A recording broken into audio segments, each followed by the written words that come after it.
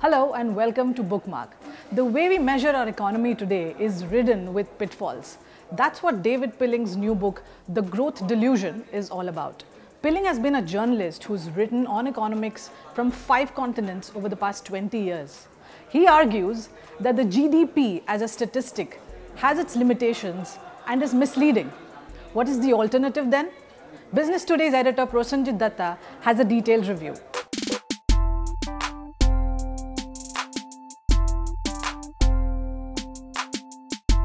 So I really enjoyed The Growth Delusion by David Pilling. It is a book that examines that why we are obsessed, why all countries and all economists are obsessed with GDP growth.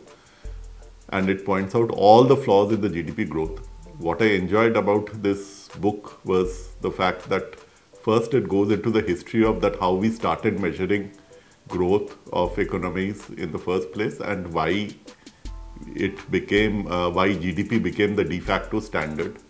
Then it goes into the fact that GDP does not actually measure all the important things in a person's life.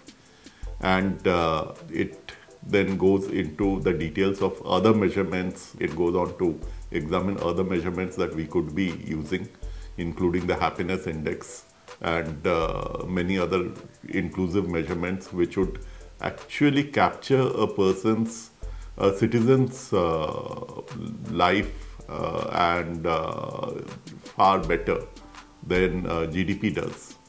Should be a debate that every economist should be having currently, that whether our obsession with GDP is making us forget the other important things like the amount of damage that we are causing to the environment, how quality of life is suffering, and many other such issues. It is a serious book. It is not just a pop economist dream. It has been seriously researched by the author who is currently a Financial Times editor and who has reported on economic matters and studied economic issues for a very, very long time.